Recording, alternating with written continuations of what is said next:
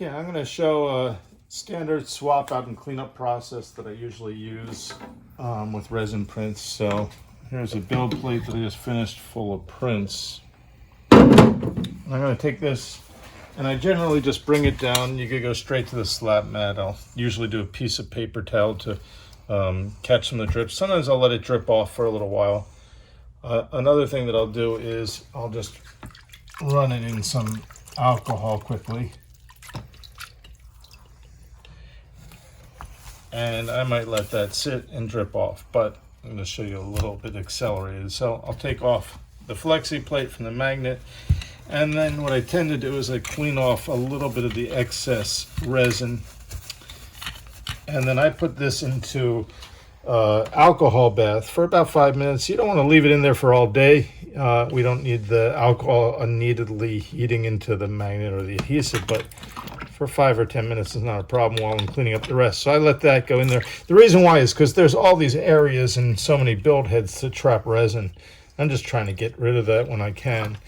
If I was going straight back into another print with a double wham, I don't even need to clean this. I could have just dried off the magnetic surface and put on a new flexi plate and sent it to print.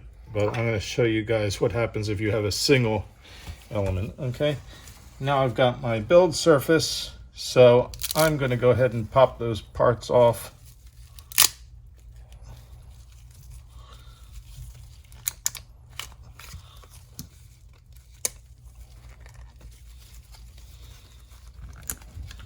There we go.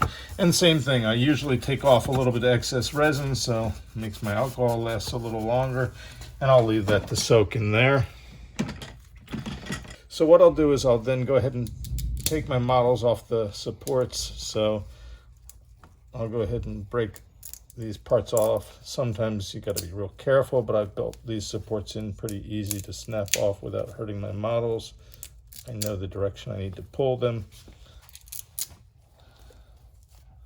I have my parts free of support and with a gooey layer of resin that's half cured on the outside. So rather than just cleaning this real quickly in, let's say, the wash and cure, I do another process, especially if they're really high detailed mechanical models. And what I will do is I'm going to go and put them in the pickle jar. I have my basket for the wash and cure, or I'd have my other tank for my other pickle jar with clean resin. And now I'm going to take a brush, usually an old toothbrush, or it could be whatever brush you want. And I'm basically inside of the alcohol brushing the whole surface, because there is a thicker layer of unhardened, semi-hardened resin from the print that's on there. And if you just put it in an ultrasonic or shake it around, it's not going to get rid of it. You'll find that this process will keep your models from getting that white haze from a thin layer of uncured resin on the outside. It'll keep your details really nice and crisp, and just it'll give you the best cleanliness. That couple seconds of cleaning with a brush is really worth it. Got these brushed and cleaned, and that's my semi-dirty resin.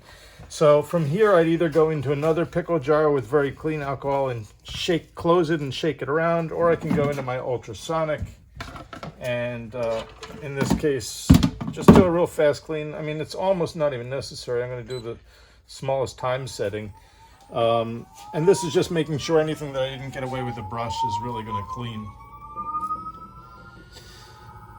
And once that's done, I'll show you the next step.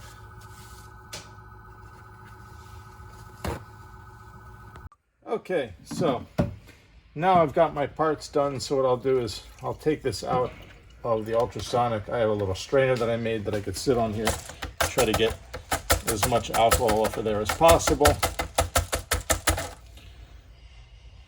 If you wanted to, you could leave that there.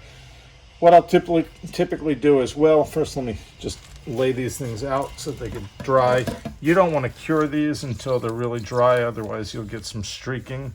So I tend to put them out like this and then turn them over the other way and make sure that they're fully dry.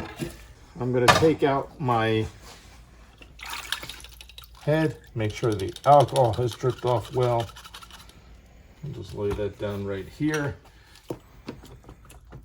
I'll take out my flexi plate. I'll clean that well. And then I'll dry my build surface. And then if you want to, you can go ahead and mount the flexi plate like that. And I'll let this drip dry before using, because you really don't want any alcohol dripping into your resin. But that's a nice way to keep this thing clean and upkept, so I'll let that dry.